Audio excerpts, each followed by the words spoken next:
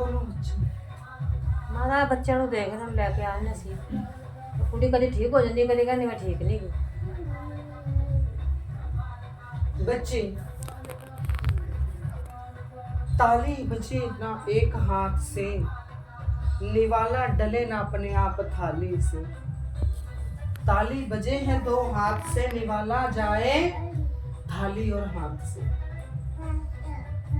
कथन का अर्थ समझ आया? जब नहीं समझ ठीक है आप ही देखो कि जब इंसान अपने संपूर्ण धैर्य की परीक्षा दे चुका होता है और जब उसके धैर्य को बार बार बार बार आजमाने का प्रयास किया जाए तो वो ठोकर ही मारता है। तेरी बच्ची तो तेरी ही रहेगी, तेरी ही है। हाँ पर इसकी कर्म दर्ता कर्ता धर्ता जो भी है वो जिस गर्भ से आई उसी की करूँ फिर इस माँ को नीचे से जाना। अंतवार ना नहीं हमेशा तेरी चौखट पे रहेगी और तेरी चौखट से ही उठ के अगले रास्ते में चली जाएगी। पर जिस तरह से तू इसे खींचे खींचे सींच रही है मेरी दरबार में, उतनी ही अरदासें उस बच्चे की मेरी दरबार में। तेरी बच्ची को ना तो कोई परेशानी, ना कोई दिक्कत, ना कोई संकट से छू भी सकता। सिर्फ एक हफ्ता कह के कि एक हफ्ते की परेशानी रहेगी जरूर, वो भी उजागर शरीर से की जाएगी और वो भी मेरे द्वारा की जाएगी। मेरे भक्त तुझे बता के नहीं आए क्या? हाँ ताकि भी एक हफ्ते की परेशानी रहेगी और उसको जानबूझ के शरीर में उजागर किया जाएगा ताकि तेरी बच्ची के गंदे शरीर को उस समय मैं छू नहीं पाई थी। जानती है मैं कब की बात कर रही हूँ? हाँ तेरी बच्ची के मैं गंदे शरीर को छू नहीं पाई थी। कहीं किसी कोने में जरा बहुत भी कोई कसर न रह जाए, कभी कल को मेरे पे लाल छड़ ना आ जाए। सिर्फ उसी चीज को उजागर करके कुछ क्षण के लिए एक हफ्ते तक उस परेशानी को उठा के फिर उस चीज का सफाया किया।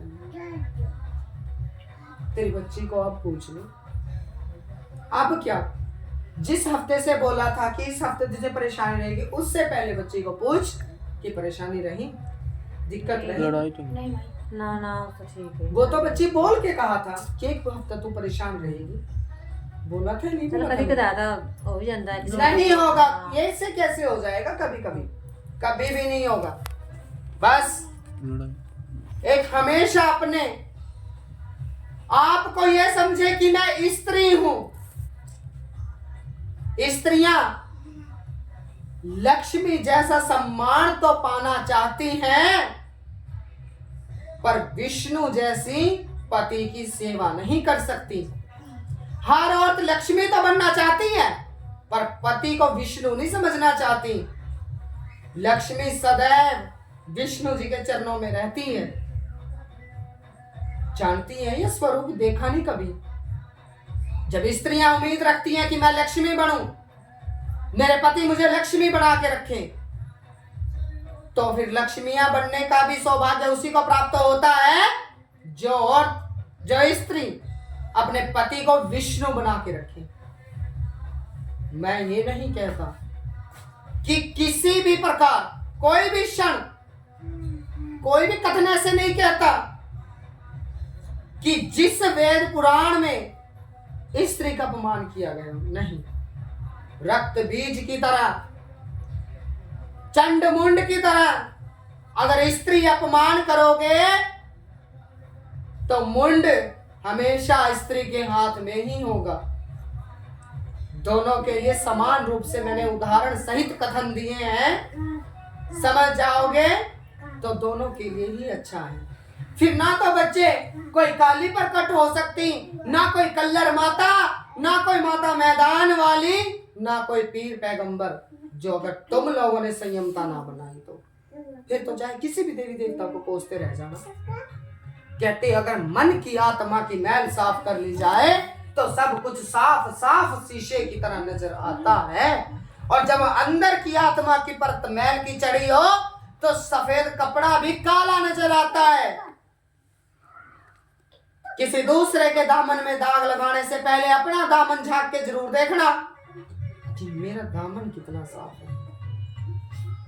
यही मेरी आखिरी बात और यही मेरी पहली बात, और इसी बातों के साथ आज से आपकी चौकी का पूर्ण विराम है।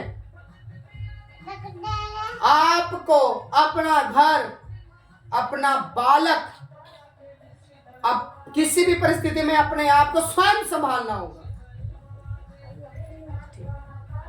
खुद संभालना होगा। ਇਹਨਾਂ ਦੇ ਹੱਥ ਚੱਟ और दोनों ਦੇ।